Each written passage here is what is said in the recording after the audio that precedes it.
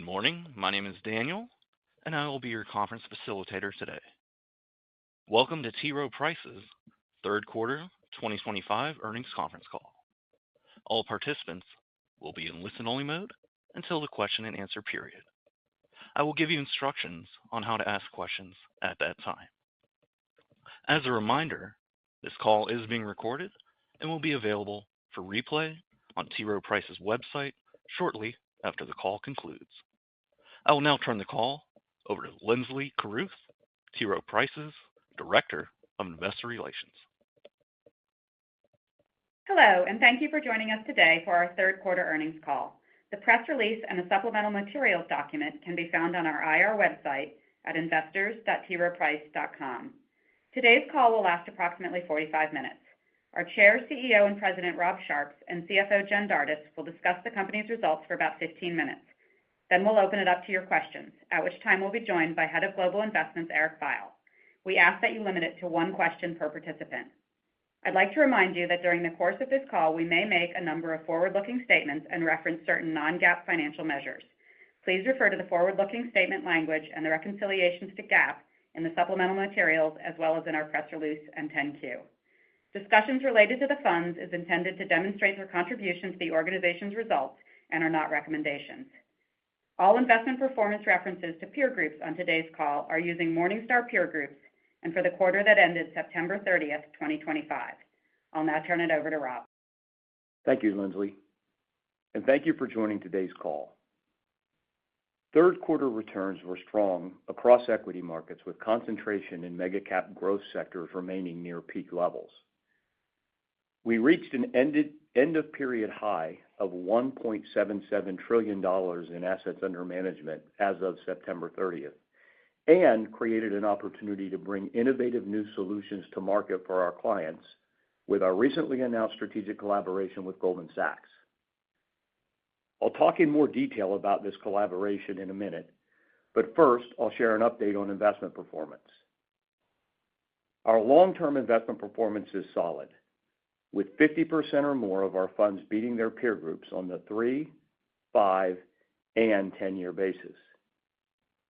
On an asset-weighted basis, results were stronger, with 64%, 57%, and 78% of our fund assets beating their peer groups on the 3, 5, and 10-year basis.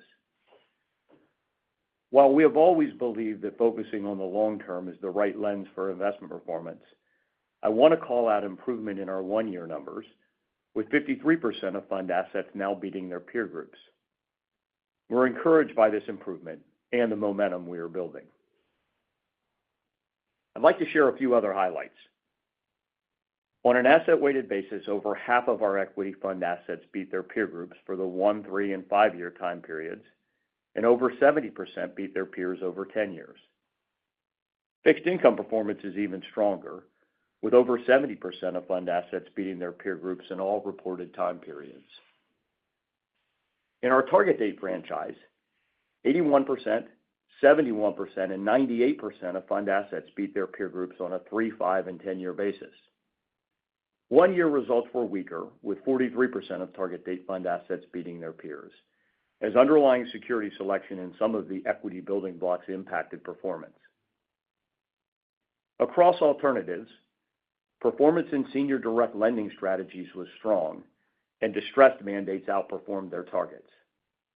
Liquid credit strategies generally performed in line with their benchmarks, while results in certain opportunistic funds were modestly below target. Importantly, individual credit selection continued to be strong, and portfolios did not have any exposure to the high-profile credit issues that have dominated headlines. While private credit deployment was roughly similar with the prior quarter, there was a noticeable acceleration in deal activity, leading to a more robust pipeline of pending transactions. I'd like to spend a few minutes on our strategic collaboration with Goldman Sachs, a collaboration that aims to deliver a range of diversified public and private market solutions designed for the unique needs of retirement and wealth investors.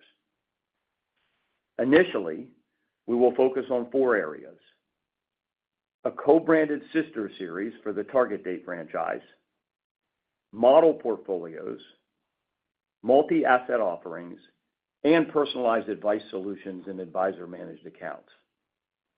Given that the sister series for the target date franchise and the retirement opportunity have been covered broadly since the announcement, I thought I would focus on the products we're designing for the wealth channel, starting with model portfolios.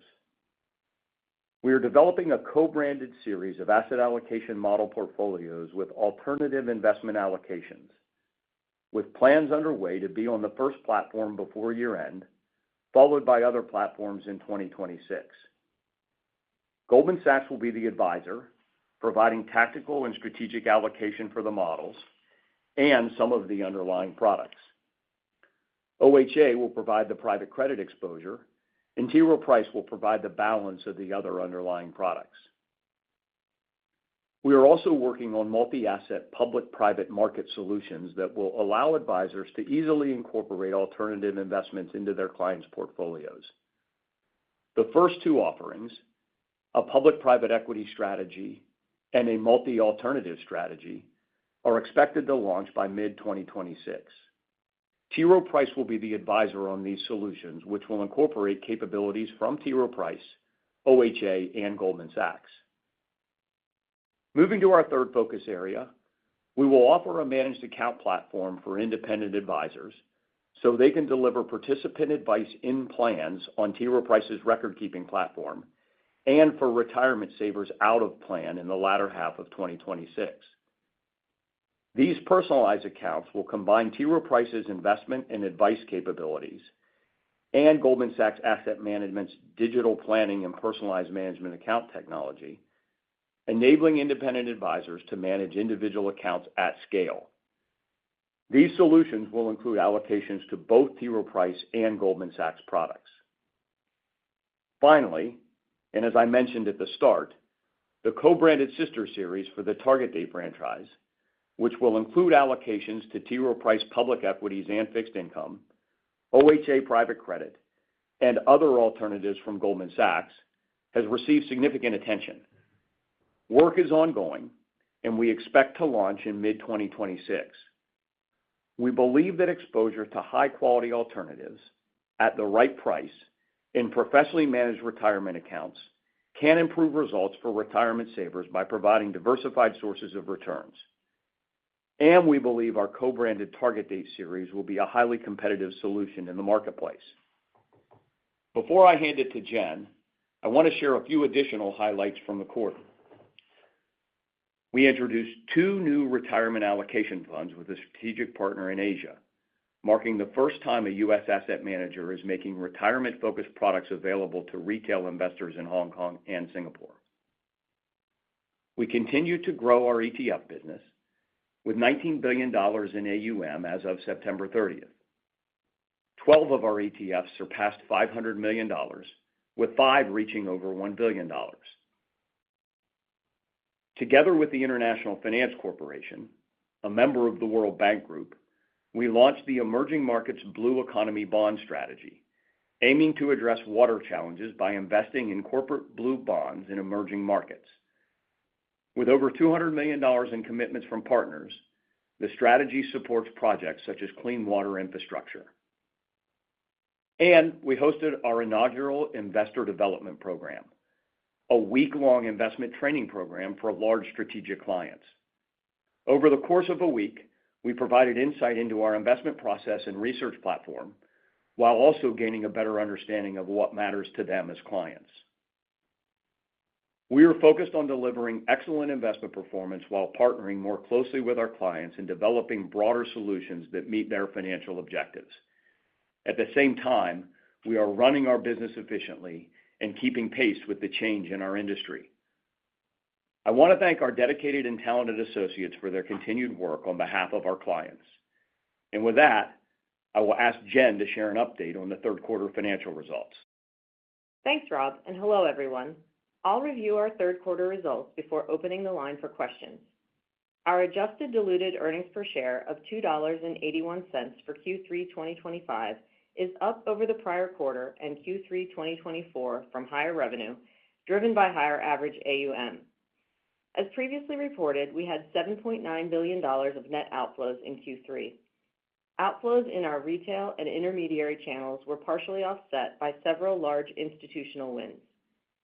This quarter, we saw strong net inflows for our U.S. equity research strategy from multiple clients, including a large SMA model delivery win in July that we mentioned last quarter. However, U.S. equities overall continue to drive net outflows. Fixed income, multi-asset, and alternatives had positive net flows this quarter, and we also saw positive net flows from clients in EMEA and APAC. Fixed income included a large institutional win for our global multi-sector bond strategy. Our target date franchise had $2.6 billion of net inflows as our blend products continued to generate strong client demand. And within our growing ETF business, we saw nearly $2 billion of net inflows into our products. Investment advisory fees of $1.7 billion were up over 4% from Q3 2024 and over 8% from the prior quarter on higher average AUM. Adjusted deferred carried interest revenue of $56.2 million was up from the prior quarter, reflecting higher relative investment returns. In Q3, we began including SMA model delivery assets in our reported AUM. As a result, related revenue is now reported as investment advisory fees. This change was the primary driver behind the decline in administrative, distribution, service, and other fees from prior quarters. Total adjusted revenues of $1.9 billion were up 6% over Q3 2024 and up almost 10% from the prior quarter. The Q3 effective fee rate, excluding performance-based fees, of 39.1 basis points was down from Q2 2025 due to the continued shift to lower-priced vehicles and strategies.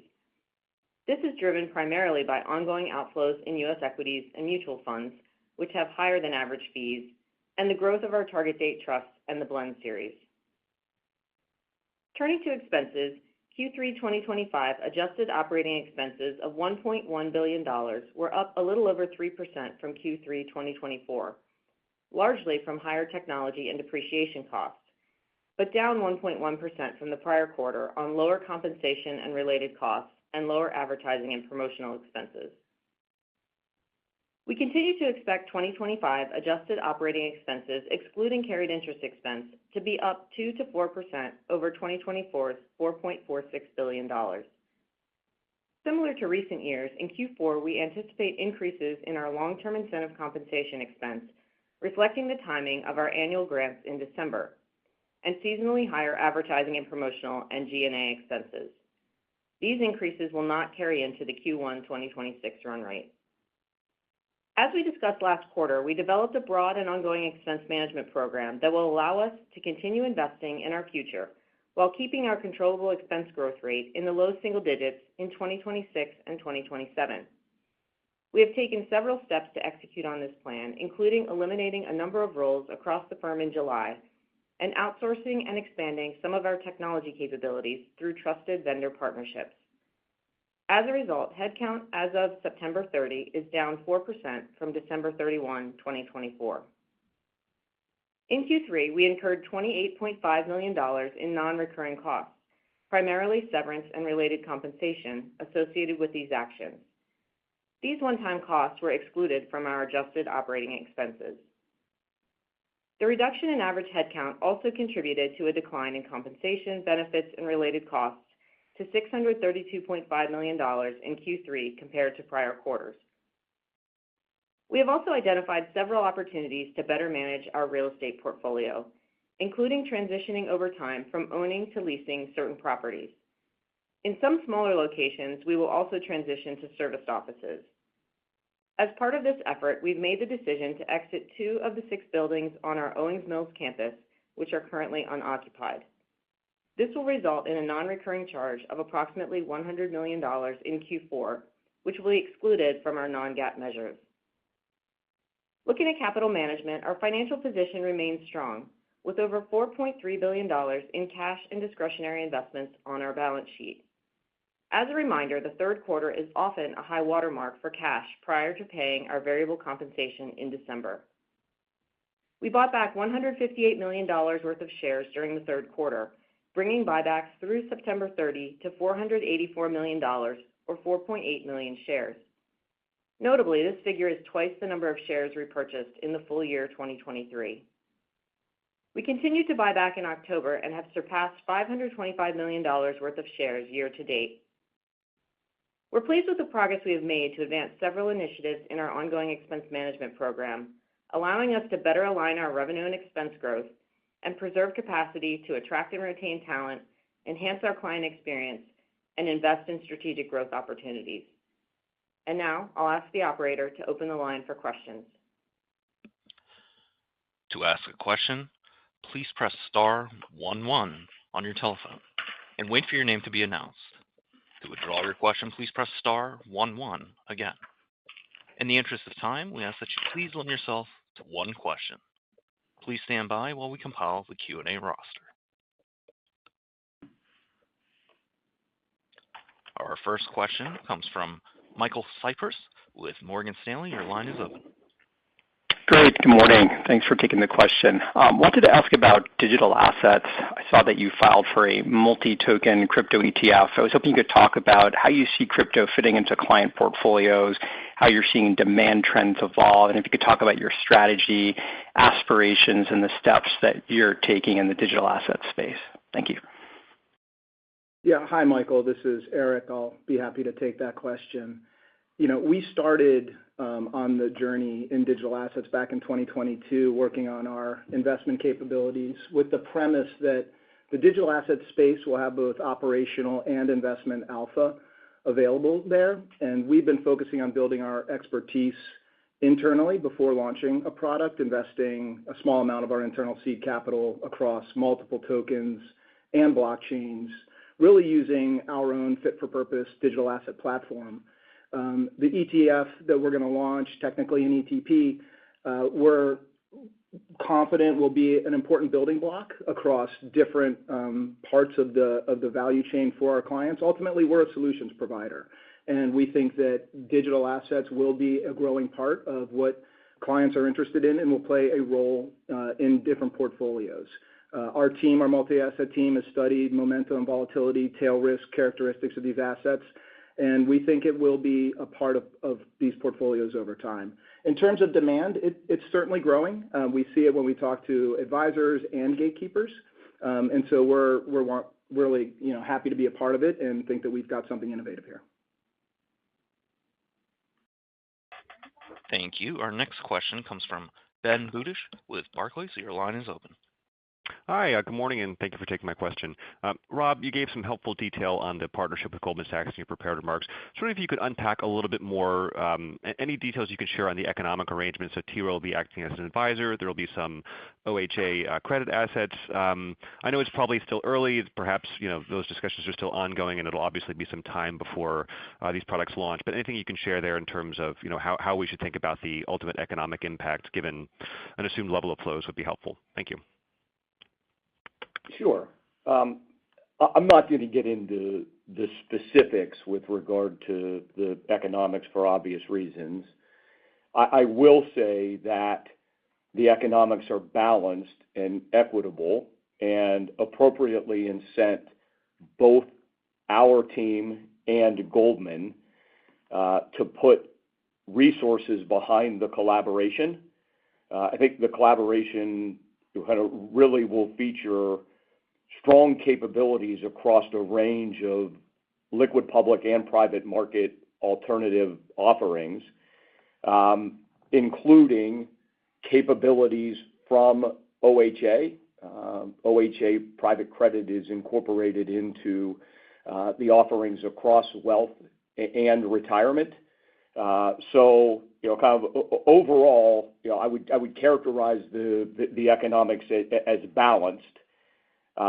And look, I'm really enthusiastic about this opportunity.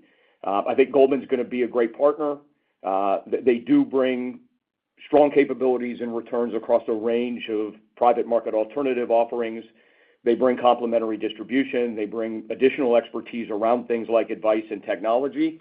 In terms of your question with regard to who will be the advisor, on the sister series, T. Rowe Price will be the advisor. On the multi-asset solutions, T. Rowe Price will be the advisor. On the model accounts, Goldman Sachs will be the advisor.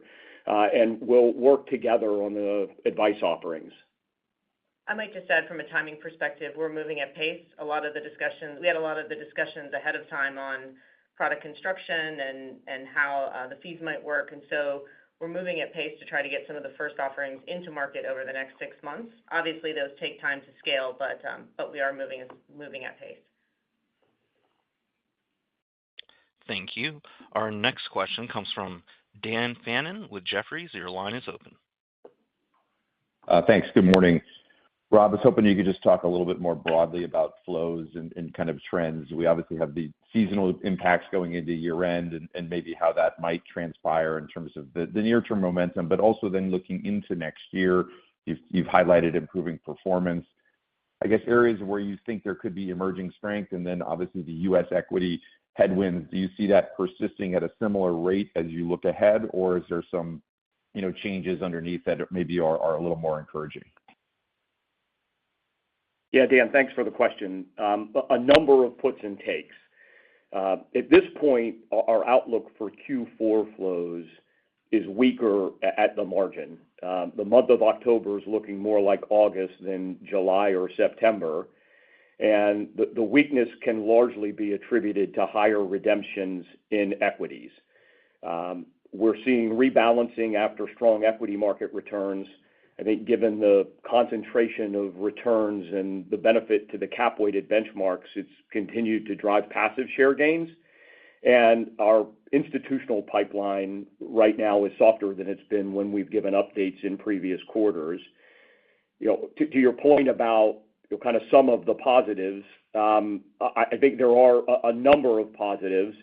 From a gross sale perspective, our gross sales were up substantially in the quarter relative to Q3 24, and we're up in every channel. As Jen pointed out in her prepared remarks, we've had strong flows year to date in retirement date fund, in global fixed income.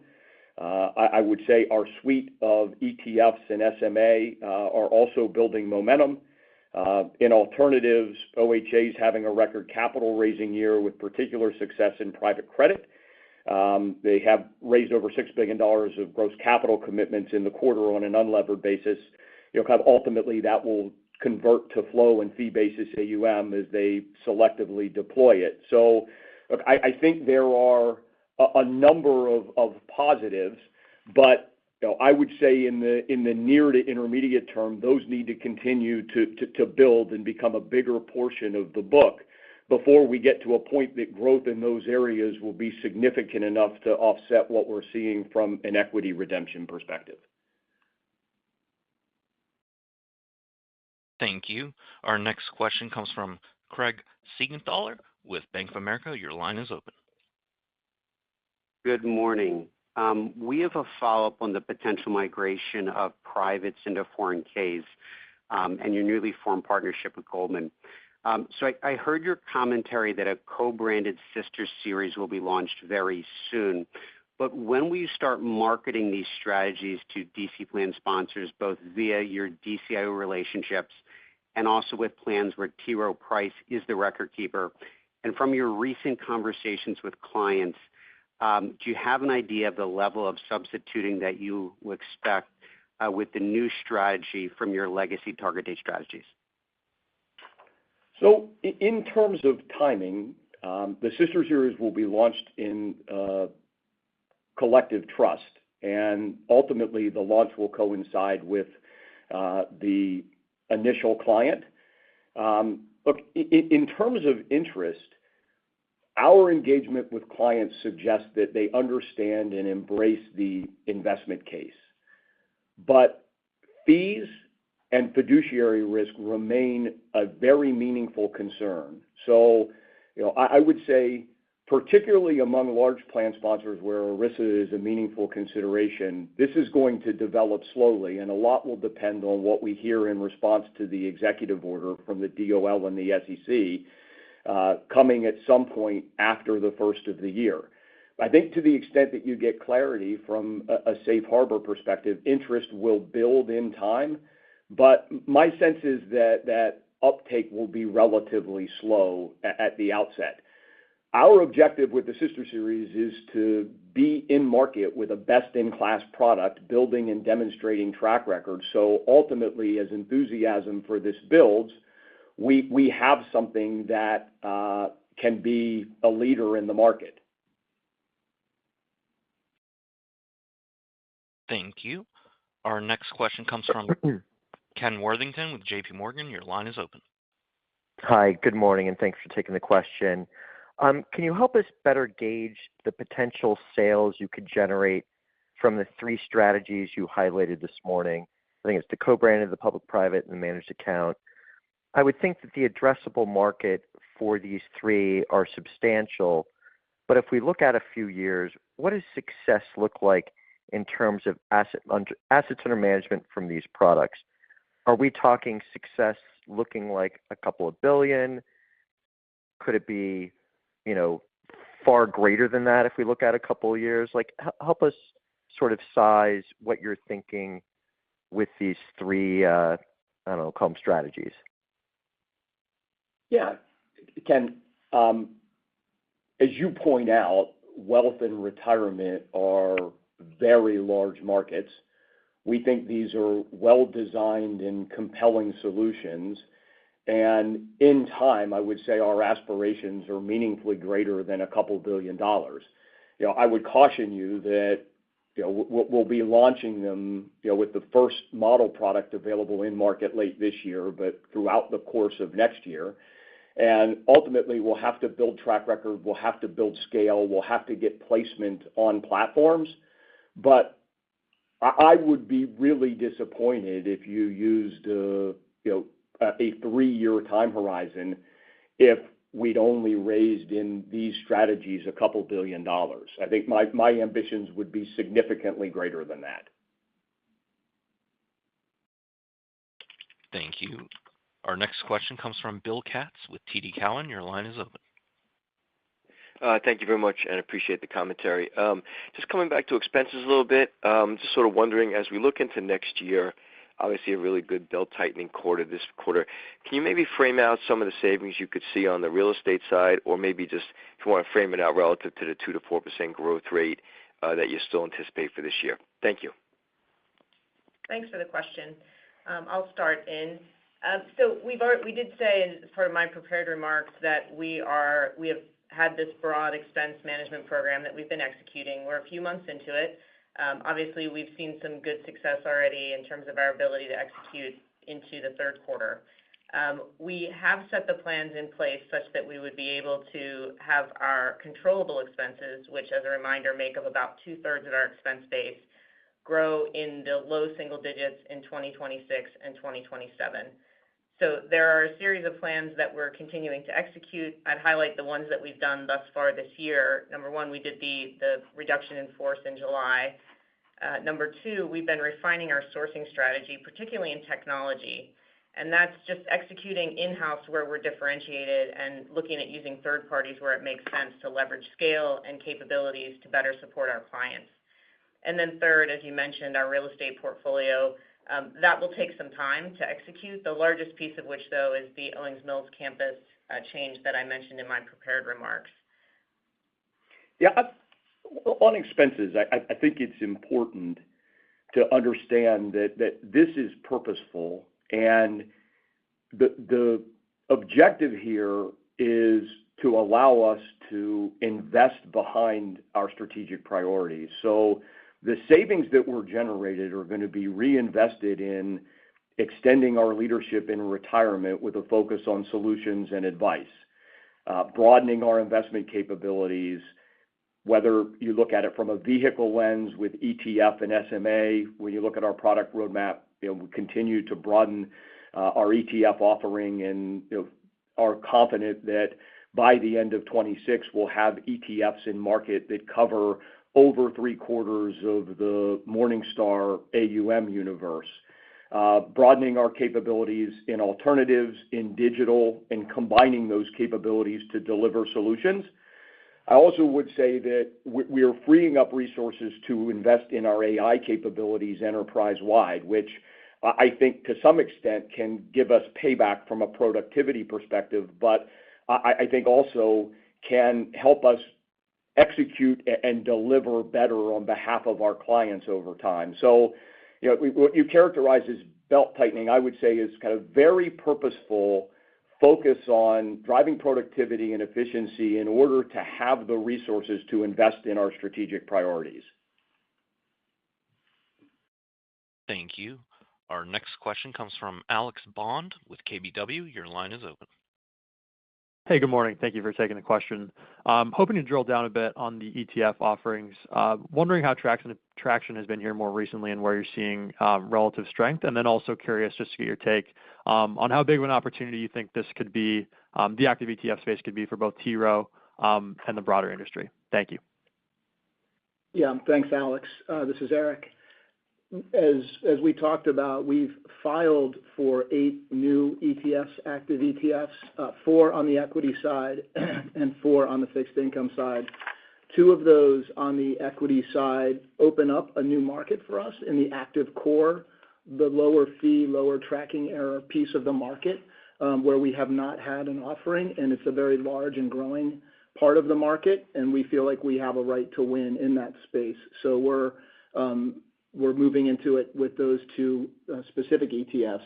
In terms of our existing growth in the ETF arena, we're seeing it across both individual investors and RIAs and advisors. Increasingly, as we build track record and we build time and market, we're being added to platforms across a host of different strategies that we've launched.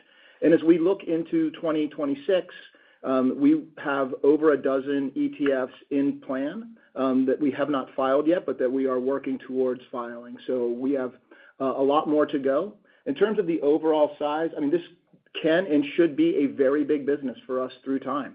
We're very much happy with the wrapper. We've learned how to use it well from an active management perspective. And so we think we have a right to win here and should see growth continue. Yeah, I would add a handful of things. One, it's a growing market, and we've doubled our market share in each of the 2 previous years. We think we have about 1.5% share of the active ETF market in the U.S. I think in order to continue growing market share, we're going to need to have success with our third-party asset allocation models, incorporating our range of ETFs. We're going to need to continue to scale them and get placement across the wealth platforms and our wealth partners. We also see an opportunity in ETFs outside of the U.S. in time. I don't expect that will be a meaningful driver of flow for us in the near term, but there's potential, kind of certainly in Europe and potentially also in Australia to offer ETF product in time. The appetite and demand for ETFs in those geographies also continues to grow. I would also say that, I think in order to accelerate our growth, we're going to need to have some success with some innovative and differentiated solutions. We talked earlier about the multi-token ETP, so digital could be an area that could be additive for us over time. We launched earlier this year TCall, which I think is an innovative solution. So look, I think, as Eric said, there's a very big opportunity here, and this should be a much bigger business for us in time across equity, fixed income, models, and innovative solutions. I might only add, as Rob talked about investing in capabilities, we talked a lot about product and the wrapper itself, but we've also been investing in the distribution and marketing behind ETFs. It's a different ecosystem, and that's been part of our overall plan. We're seeing some uplift from those efforts. So to support our regional investment consultants, we've got ETF specialists that ultimately can help them engage with advisors, but also can focus on RIAs and power users of ETFs. So I think it's a very good point Jen makes, that we're also making an investment, not just behind the investment capability, but our go-to-market approach in these areas that are more specialized. Thank you. Our next question comes from Brennan Hawken with BMO. Your line is open. Good morning. Thanks for taking my question. I totally appreciate that performance is a little hard to speak to. I know, Rob, you spoke to the improvement versus last quarter, but it's still down pretty substantially versus even just 6 months ago. The performance versus the benchmarks and the passive is also still rather weak and actually deteriorated. So is it possible to give some color around the sources and attribution around some of that weakness and possible, I know it's challenging to take steps, but possible steps that you could take to address that? Yeah, I'll ask Eric to start on that one. Yeah, for sure. Thanks for the question, Brennan. Obviously, delivering investment performance for our clients is the number one focus of the investment organization. No matter how much we talk about different products across the ecosystem, delivering alpha has to be the single biggest focus that we have, and it is. When you look at the market environment that we've been operating in, especially since back to November of 2024, it's been a very narrow market. It's been one in which quality and value have been the worst performing factors, and frankly, the riskiest quintile of stocks have been the best performers. That's not an environment that is particularly conducive to our longer term investment approach. So that's been a bit of a headwind for us from a market backdrop. But I would also tell you that we're being very introspective about the decisioning that we've made. We have fallen short in some sectors where we've had some stock selection issues. We've had some errors of omission, some stocks that have really performed at exceptional levels that we were underweight or didn't own. And we're making sure that we're re-underwriting those decisions. A lot of the fundamentals of those companies are hard to justify when you look at, or the valuation of those companies are hard to justify given where their fundamentals are. But we're not just throwing our hands up and saying, well, it's a hard market and we have to really think about how we're making our decisions, and the teams are incredibly focused on that. The last thing I would say is that in some situations we have made some changes at the portfolio manager level where we felt like it was the right long-term decision for our clients. Thank you. Our next question comes from Patrick Davitt with Autonomous Research. Your line is open. Hey, good morning. Thanks. I have a follow-up on the sister target date series. Any early read on how you think the mix between TROW and GS managed products will look like? And if you're adding more higher fee alts to the mix, do you think you'll need to barbell that with more passive to keep the all-in costs more palatable for platforms, or will they just be higher fee products? Thank you. Yeah, maybe before we take that one, a handful of other points on performance that I would make. Our performance in fixed income right now is very, very strong. Performance in retirement day blend is very, very strong. There are a number of equity strategies with really compelling multi-year performance and a number with compelling near-term performance. We've had got very good recent performance in global focused growth. I think if you look over 3, 5, and 10-year horizon, our structured research with strategies now over $100 billion, our U.S. equity research strategy, the results are very compelling. We've gotten a lot of traction with international value. So right now, it is a very difficult market backdrop. There is a lot of momentum in the hyperscalers where you have multi-trillion-dollar market cap dominating the benchmark weighted returns. My sense is there's a lot of idiosyncratic risk in going passive right now. And if you look at the opportunity for alpha generation post-concentration peaks in the past, whether you're looking at the Nifty 50, whether you're looking at Japan as a percent of IFA in the late 80s, whether you're looking at the TMT bubble, there's a very significant opportunity for alpha generation. I'm not saying we're at a concentration peak. There are kind of obvious differences today relative to those periods of time, but the fact pattern would suggest that once concentration peaks, there will be a very significant alpha generation opportunity, and that it will be kind of a period of time where active management can meaningfully outperform. Going to the question with regard to sister series, the product design at this point is largely set. We think that the all-in fee can be very, very competitive, and the product design incorporates the underlying cost of the private market alternatives.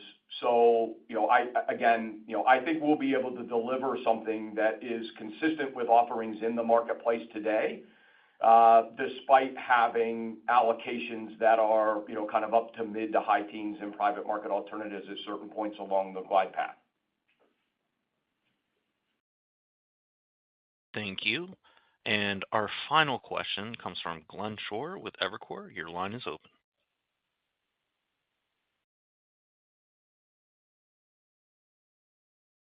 Glenn, please check your mute button.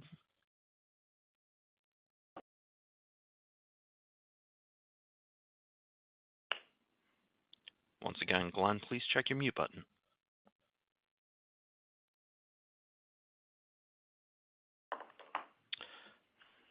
With that, this concludes today's conference call. Thank you for participating. You may now disconnect.